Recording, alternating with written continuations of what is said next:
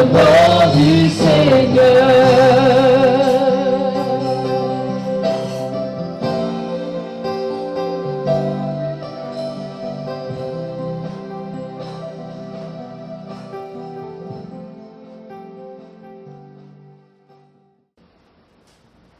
C'est dans l'évangile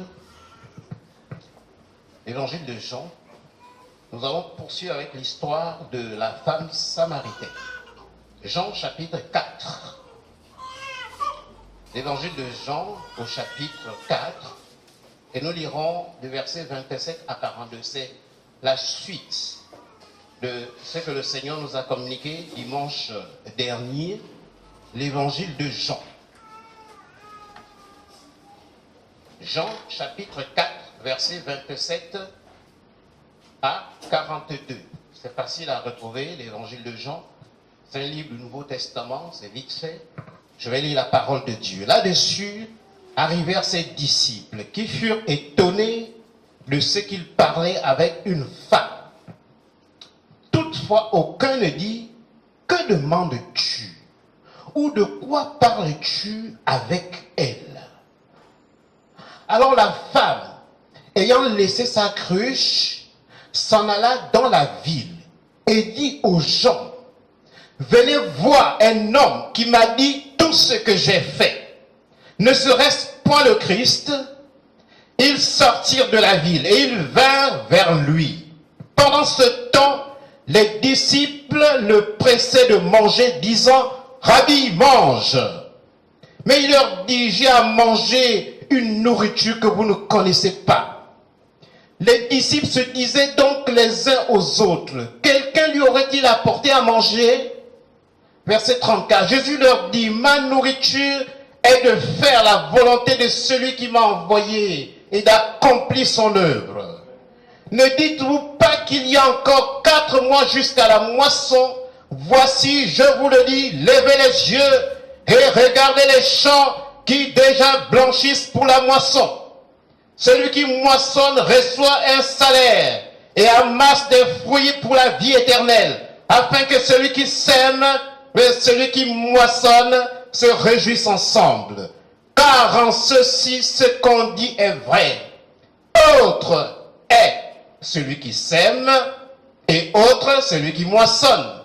Je vous ai envoyé moissonner ce que vous n'avez pas travaillé. D'autres ont travaillé et vous êtes rentrés dans leur travail. Plusieurs Samaritains de cette ville crurent en Jésus à cause de cette déclaration formelle de la femme. Il m'a dit tout ce que j'ai fait. Aussi, quand les Samaritains vinrent le trouver, ils le prièrent de rester auprès d'eux et il resta là 2 jours. Un beaucoup plus grand nombre crut à cause de sa parole. Et il disait à la femme, « Ce n'est plus à cause de ce que tu as dit que nous croyons, car nous l'avons entendu nous-mêmes. Et nous savons qu'il est vraiment le sauveur du monde. » Que Dieu bénisse sa parole. Ce n'est que la suite logique de l'histoire que nous avons, sur laquelle le Seigneur nous a entretenus dimanche dernier. Et cette fois-ci, j'ai donné un autre titre. Le titre, c'est « Abandonne ta cruche et va annoncer Jésus-Christ aux hommes ». Abandonne ta cruche et va annoncer Jésus-Christ aux hommes. Parce que la femme samaritaine, vous connaissez l'histoire, pour ceux qui étaient là. Après avoir longuement parlé des questions religieuses avec le Seigneur, a fini par capituler devant la vérité. Elle était dans une perspective religieuse, dans son entretien avec Jésus-Christ. Les questions qu'elle abordait étaient des questions religieuses, du quotidien. Mais lorsqu'on lit l'histoire que nous venons de lire, la suite, on se rend compte que cette femme a fini par capituler devant la vérité. Parce que quand le mensonge rencontre la vérité la vérité triomphe toujours du mensonge. Quand le mensonge rencontre la vérité finit toujours par triompher. Tout comme lorsque la détresse, la désespérance rencontre la consolation prend toujours le dessus. Elle triomphe toujours. Cette femme, c'est une histoire que tout le monde peut comprendre, avait désespérément cherché à noyer ses soucis dans des considérations religieuses. Lorsque tu es dans une vision de la religion, tes soucis vont demeurer, tes problèmes seront toujours là, ils ne seront pas résolus. La religion ne règle aucun problème humain. Aucun problème. C'est ce qui fait que parfois les églises sont remplies de personnes en détresse. Pourquoi? Parce qu'ils vivent avec des principes religieux.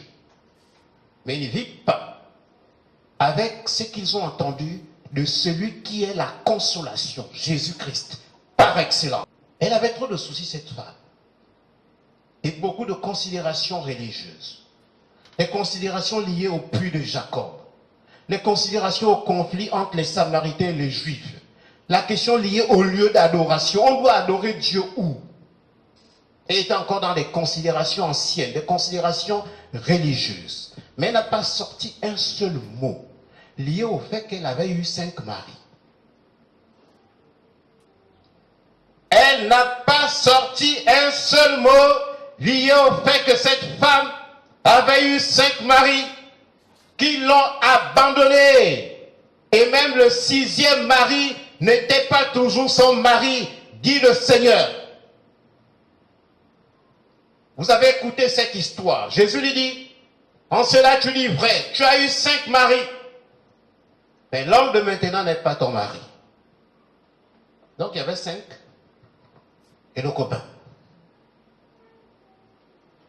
Pas besoin d'être un théologien pour le comprendre. Pas besoin d'avoir fait des études bibliques pour le comprendre. 5 maris. Le premier a barré, le deuxième, le troisième, le quatrième, le 5e. Et elle se retrouvait avec un homme, le 6e, qui n'était pas son mari. C'est ce que le Seigneur déclare. L'histoire que nous avons lue de la femme samaritaine n'est pas une parabole. Jésus-Christ est une réalité, la femme samaritaine c'est une réalité. Donc c'est une histoire vraie. Aucun mot là-dessus. Et si les maris sont partis, ce n'est pas le copain qui va rester. Hein? Vie de désespoir, de désolation, de détresse. Le Seigneur connaissait la détresse de cette femme, comme il connaît la détresse de chacun ici. Le Seigneur, je répète, le Seigneur connaissait. La femme ne lui avait rien dit au sujet de sa vie. Mais je crois que si elle avait même voulu parler, et elle a parlé, ce n'était pas pour dire au Seigneur que j'ai eu 5 maris, et l'homme de maintenant n'est pas mon mari, c'est un copain. Mais le Seigneur connaissait la détresse de cette femme. Tout comme Dieu, si tu es venu pour Dieu ce matin, si tu es venu pour le Seigneur ce matin, si tu es là, tu t'es levé avec la conviction que Seigneur, je vais t'adresser une adoration en ce lieu. Dieu connaît la détresse dans laquelle tu te trouves. Le pasteur ne la connaît pas. Et il n'a même pas besoin de la connaître parce que ce n'est pas lui le consolateur.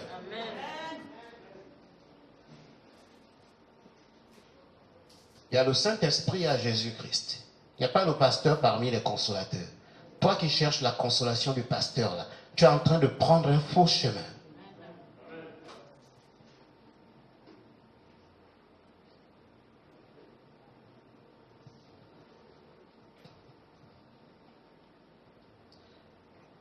On ne peut pas noyer les problèmes dans la routine de l'église.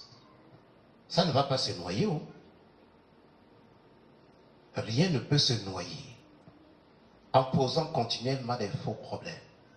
C'était une femme blessée, La femme samaritaine était une femme blessée, rejetée par 5 hommes, chacun à son tour. Parce que lorsque tu lis l'histoire, quelle que soit la version, Jésus dit, tu as eu 5 maris. Donc il y a un mot qui est employé en hébreu ou en grec. Et ensuite, il y a une négation. Il dit, et l'homme de maintenant n'est pas ton mari. Ça veut dire que les 5 n'avaient pas le même statut que le 6e.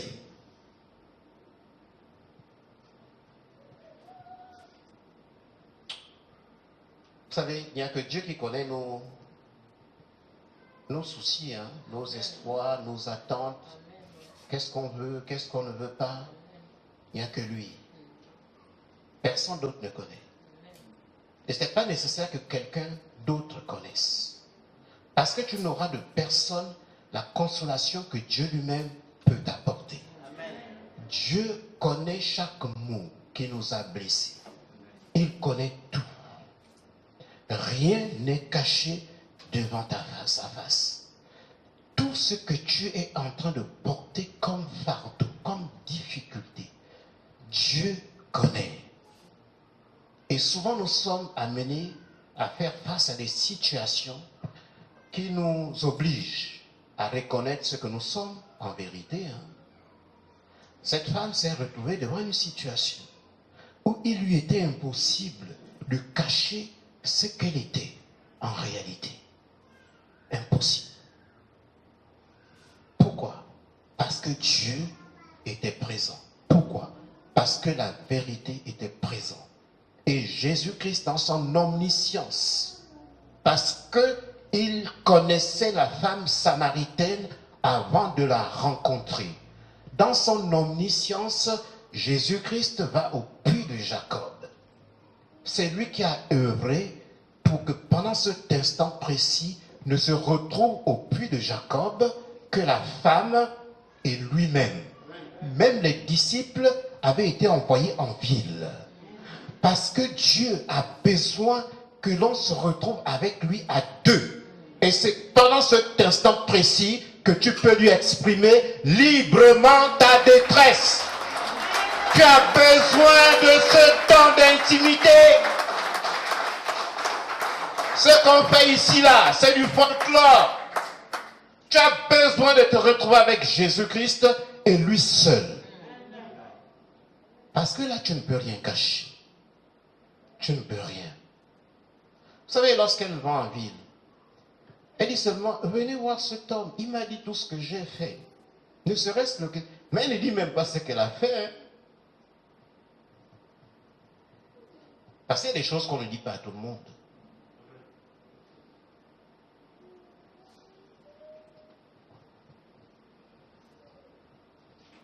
Jésus œuvre encore pour que tu puisses, au-delà du fait que nous soyons là, te retrouver à deux avec lui. À deux. Si tu ne t'es jamais retrouvé à deux avec Dieu, il y a un problème. Tu dois inviter le Seigneur pour dire, Seigneur, là je suis seul. Ni avec mon épouse, ni avec mes enfants, ni avec mes voisins, ni avec qui que ce soit. J'ai besoin de t'exprimer ma détresse. Seigneur, regarde ce que je suis en réalité. Seigneur, regarde ce que je suis et que les gens ne connaissent pas. Ça se fait dans l'intimité avec lui. Et il saura œuvrer pour qu'il en soit ainsi. Les disciples n'étaient pas avec lui. Comme par hasard, ils étaient allés en ville chercher la nourriture. C'est dans l'intimité que le Seigneur désire régler la question de notre souffrance. Je vous le dis. Ce n'est pas la peine d'en vouloir aux gens qui ne t'aident pas. Ce n'est pas la peine d'en vouloir aux gens qui ne te donnent pas ce que tu désires. Parce que celui que tu sollicites là, lui aussi, il a sa détresse, qui n'est pas de même nature que ta détresse.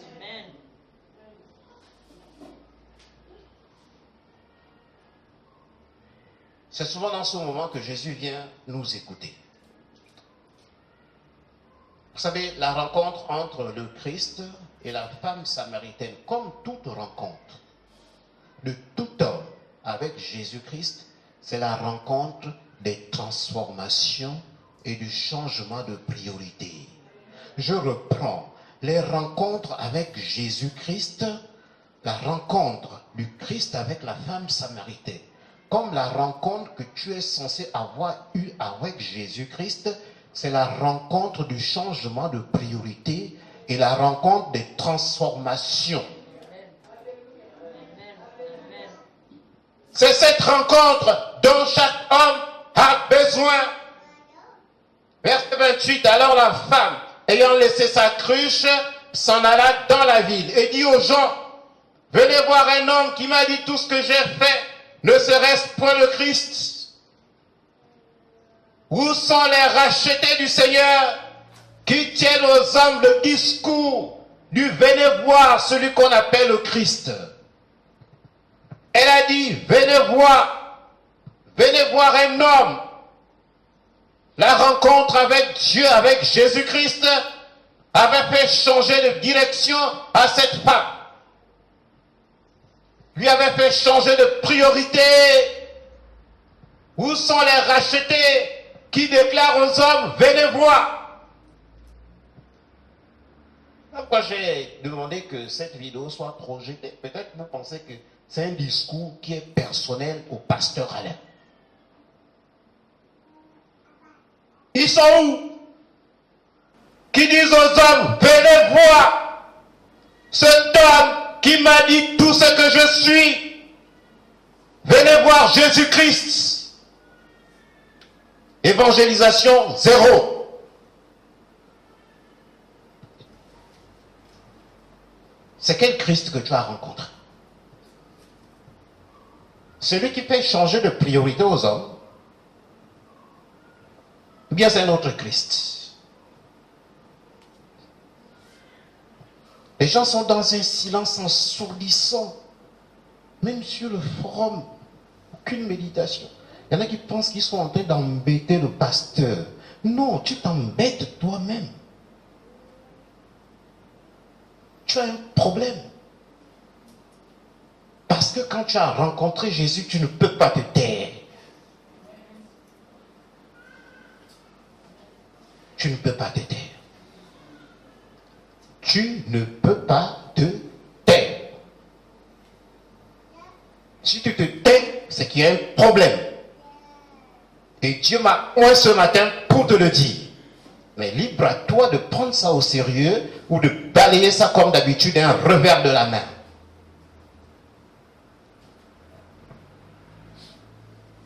Zéro évangélisation. L'activité a été peut-être ralentie, mais les gens continuent de mourir. Tous les jours, les gens quittent ce monde sans Jésus-Christ. Tous les jours. Je vous l'ai dit, pas parce que j'ai besoin de la foule, ou parce que celui qui viendra m'apportera quelque chose, mais je l'ai dit parce que tu es censé être comme cette femme samaritaine. Bien que vivant dans le péché, mais tu rencontres Jésus-Christ. Et cette rencontre, c'est la rencontre des transformations et du changement de priorité. Et la première priorité, c'est d'aller parler de celui que tu as rencontré aux hommes. L'épidémie de Covid ne doit pas arrêter le royaume de Dieu. Mais non. Parce que l'œuvre du diable continue. Les gens continuent de mourir, n'ayant pas rencontré Jésus. Et nous sommes responsables de ça. Venez voir est le discours de ceux qui ont rencontré le Seigneur. Parce que tu ne peux pas avoir rencontré Jésus-Christ et te taire. Oh, venez voir est le discours de ceux qui ont rencontré Jésus-Christ. Mais si tu te tais, c'est que tu n'as pas encore abandonné la cruche. La cruche là qui te maintient dans les liens d'amertume et de rejet par les hommes.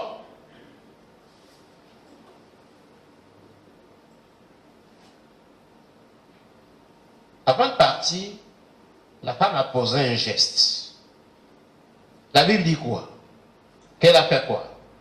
Alors la femme ayant laissé sa cruche.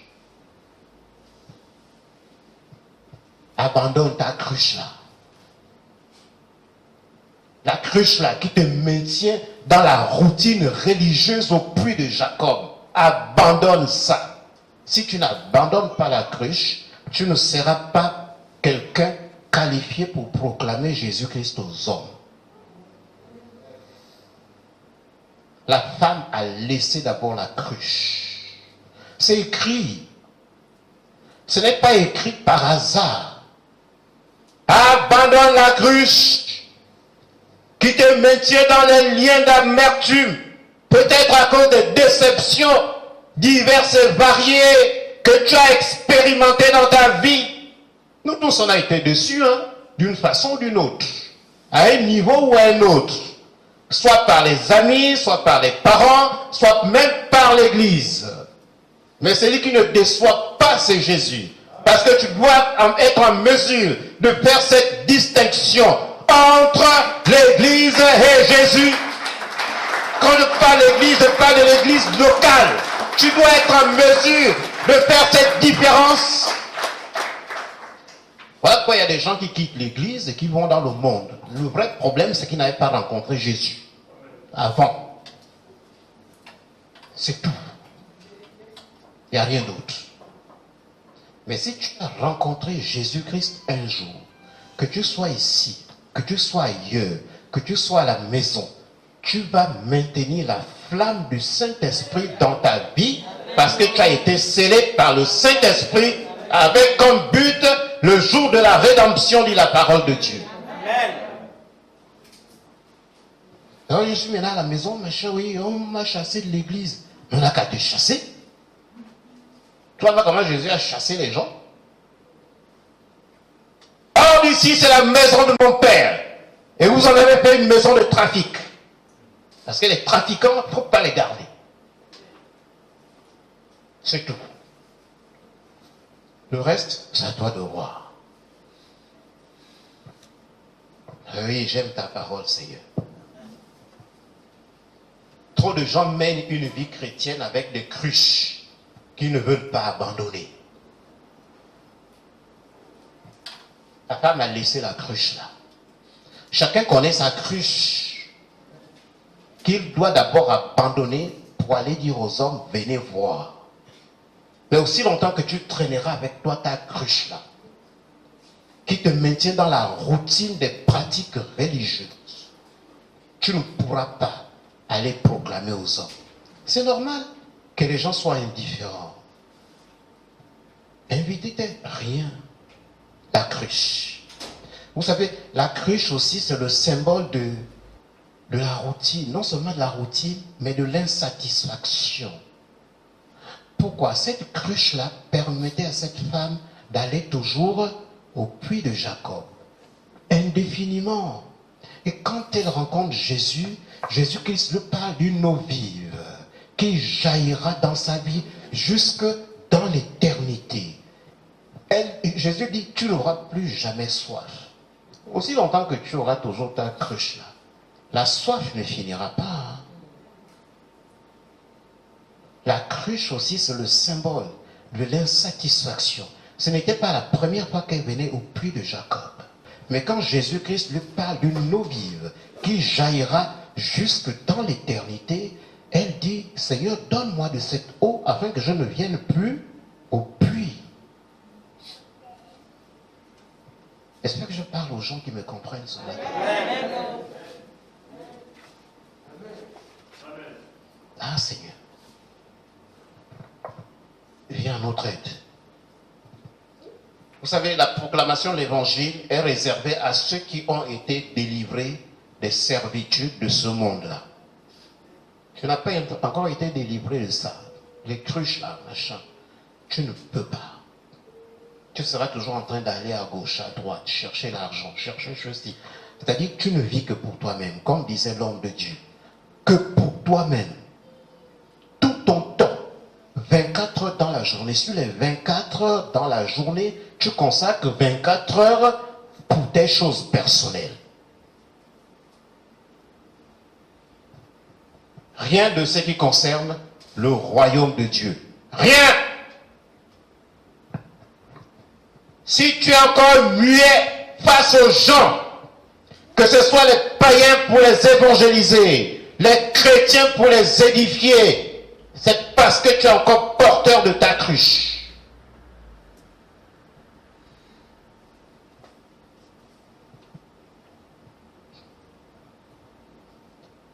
Mais quand tu as jeté la cruche, tu vas courir pour dire aux hommes, venez voir. Venez voir.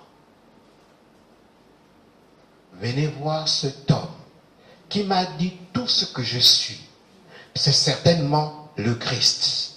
Mais tu ne seras plus dans l'incertitude. Toi, à qui le Saint-Esprit a été donné, tu auras la conviction que c'est Jésus-Christ que tu présentes aux hommes. Voilà pourquoi ne va jamais dans une église où on ne présente pas Jésus. Il y a des gens qui ont la subtilité. Dieu, Dieu, Dieu, Dieu. Oui, Dieu. Mais attention, tu ne peux pas rentrer dans le royaume de Dieu si tu ne passes pas par celui qui est le médiateur entre Dieu et les hommes. Tu ne peux pas, tu vas passer par où? Tu es un pécheur. Dieu, il est 3 fois saint. Il est pur. Dieu ne peut voir le mal. Tu vas passer par quel chemin pour arriver à Dieu? Voilà pourquoi la Bible dit, il n'y a qu'un seul médiateur entre Dieu et les hommes. Il faut dire ça aux gens qui aiment toujours tenir un discours ambigu pour faire croire aux gens que chacun a sa religion et chacun peut accéder à Dieu. Mensonge. Toi-même, tu ne vois pas ta vie là, que tu as beaucoup de péchés là. Et que Dieu n'aime pas ça. Tu vas arriver à Dieu comment? Il faut l'intervention de celui qui s'est chargé de nos péchés. C'est lui là qui te conduit devant le trône de la grâce. C'est lui est l'incontournable. Tu ne peux rien. Dites ça aux gens des autres religions, que vous n'y arriverez pas. Même si tu fais tout le bien du monde, même le bien que tu fais là, peut-être que tu fais le bien là pour que les gens te soient soumis. Peut-être que tu fais le bien là parce que tu veux demander aux gens là ultérieurement un service. Vous savez, le cœur de l'homme est tortueux. Personne ne le connaît, sinon l'homme lui-même est Dieu. Attention, ta vie doit prendre un autre tournant. Le tournant qui consiste à changer de priorité. Au lieu que tu sois toujours dans la routine du puits de Jacob, il est temps que tu puisses te lever pour aller parler de Dieu aux autres hommes. Il est bien que quelqu'un se lève pour continuer le. Il est bien qu'il y ait des églises filles. Parler, parler, parler, parler, parler. Si tu es muet, c'est que tu as un problème. Je te le dis ce matin. Parce que cette femme ne pouvait plus rester muette. Après avoir rencontré Jésus, elle a jeté la cruche. La Bible dit qu'elle a abandonné la cruche. La cruche qui la maintenait dans les liens de la routine, du quotidien, pour aller dire aux hommes que venez voir. Tous ceux qui ont goûté à la grâce de Dieu parlent de Jésus. Tous. Vous savez, il y a quelque chose que j'aime bien entendre. Peut-être que les gens pensent que ça m'embête. Ça ne m'embête pas. Les gens disent toujours que l'enfant là, qu'on appelle Ngoussoua, il ne parlait jamais. Hein, maman Hermie? Maman Valentine est là. Je peux rester toute une journée, maman Henriette. Je ne parle pas. Si quelqu'un m'entend là, va dire, mais le pasteur là est bavard. Mais je ne suis pas bavard. J'ai rencontré celui-là qui m'a dit d'aller parler aux hommes. Et c'est ce que je fais. La seule raison pour laquelle je parle, c'est de proclamer le règne de Dieu. Sinon, je serais toujours quelqu'un qui ne parle pas. Hein. Moi, j'avais rien à dire. Vérité. Rien. Donc, quand tu vas rentrer chez toi, le pasteur parle beaucoup. Hein. Il parle Il ne parle pas beaucoup. Il parle des choses du royaume. Parce que je ne peux pas me taire. Oh, je ne peux pas me taire. Je ne peux pas me taire. Si je décide de faire une chaîne YouTube, c'est parce que je ne peux pas me taire. Je refuse de me taire. C'est pas pour faire le buzz. C'est parce que je ne peux pas me taire. J'ai des rendez-vous quotidiens. Excusez-moi de vous le dire. Peut-être même ma femme ne le sait pas. J'ai des rendez-vous. Et j'ai fait une prière il y a peut-être 2 jours à Dieu. J'ai dit, Seigneur, tu connais le rendez-vous que j'ai souvent avec toi, à cet endroit, où je t'exprime ce que je suis, ma détresse, mes joies, mes peines. Je voudrais que le jour que je ne serai plus présent à ce rendez-vous sur la terre, mais que ce rendez-vous se fasse entre toi et moi dans le ciel.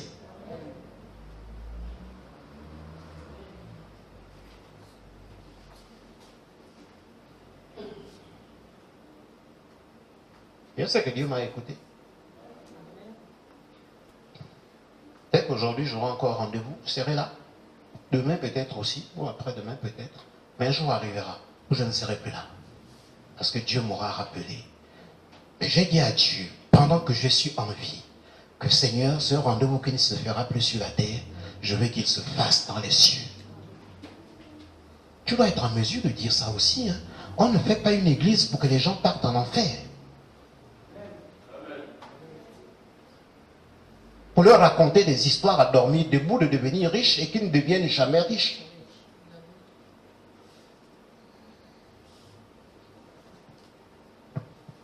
Connaissant le top 10 des personnes riches, des pasteurs,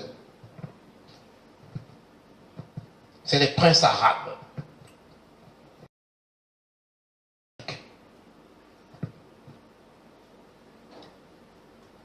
Jésus lui-même montre l'exemple aux disciples. Et l'exemple qu'il montre, je vais terminer, s'il vous plaît, c'est que faire l'œuvre de Dieu est plus important que manger et boire. Parce que dans l'histoire de la femme samaritaine, la Bible nous parle d'un Jésus qui était fatigué. Il était fatigué de quoi? Fatigué du voyage. Et qu'est-ce qu'il fait? Il va s'asseoir au bord du puits de Jacob. Mais la nourriture était déjà de retour avec les disciples. Verset 31. Pendant ce temps, les disciples le pressaient de manger, disant, Rabbi, mange! Mange!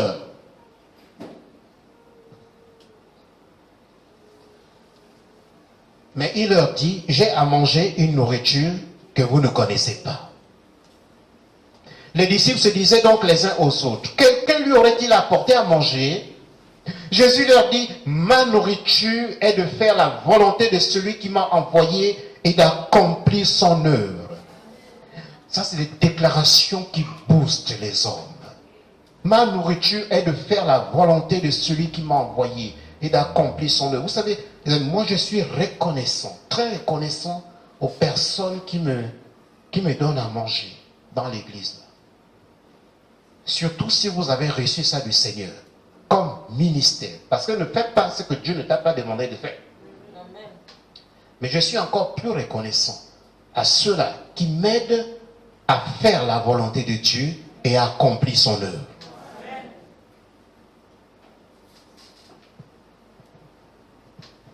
Parce qu'il arrivera un jour où on arrêtera tous de manger. Parce que celui qui est parti ne mange plus. Mais Jésus-Christ te dit que si je te donne de l'eau, l'eau que je donne sera en toi une source qui jaillira. jusque dans l'éternité. Seigneur, je ne sais pas qu'est-ce que ces paroles font dans vos cœurs, je ne sais pas. Moi, ça me bouleverse. Ça me marque. Comprenez ce que cet homme de Dieu a dit en 2 minutes. Tu ne peux pas vivre que pour toi-même. Si tu vis que pour toi-même, c'est que tu as un problème. C'est que tu as un problème. Tu as un souci.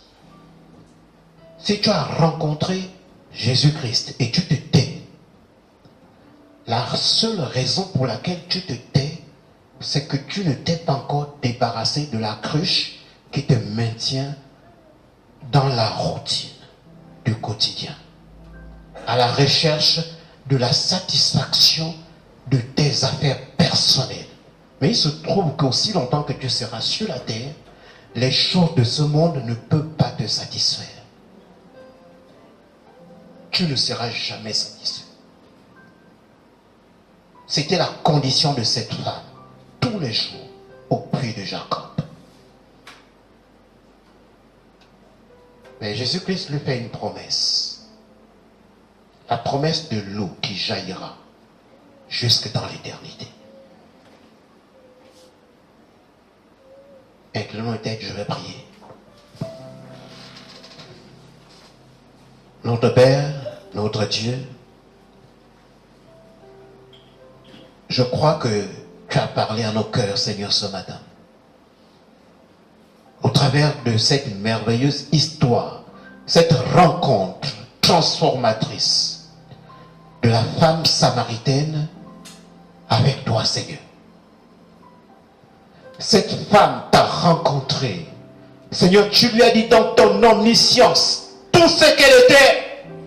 Ses joies, ses peines, Seigneur, tu les as révélées parce que rien n'est caché devant ta face. Cette rencontre a impacté la vie de cette femme. Elle a abandonné la cruche. Elle est allée au village proclamer aux hommes, venez voir. Je te prie, mon Père et mon Dieu, l'indignité de cette femme n'a pas été un obstacle à faire d'elle un instrument de proclamation de la vérité que tu es. Elle a proclamé, elle a oublié ses déboires de Sainte Marie, un copain, pour aller proclamer la vie aux autres Samaritains. Je te prie, mon Père et mon Dieu, de faire de nous ceux-là qui proclament la vérité de Jésus-Christ.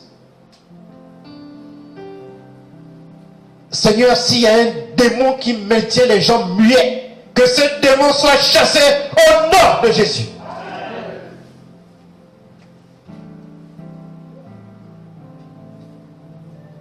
Dans la Bible, Seigneur, nous voyons plusieurs fois où tu as chassé, Seigneur, cet esprit qui maintient les gens muets, même ceux qui étaient muets de naissance.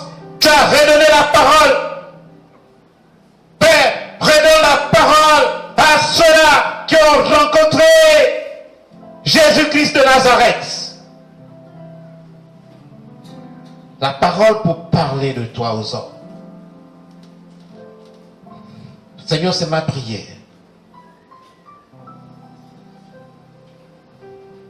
Comment peut-on être chrétien, aller au ciel et ne pas avoir une seule couronne? Merci pour cet homme qui nous l'a rappelé ce matin, Seigneur. La couronne incorruptible de ceux-là qui proclament Jésus-Christ aux hommes.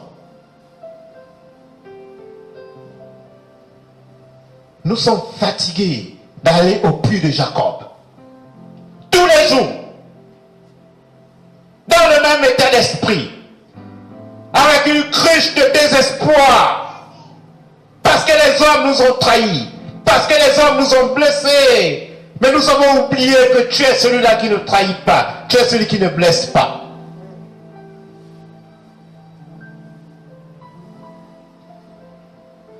Que toute la gloire, Père de Reyen. Au nom de Jésus-Christ. Amen.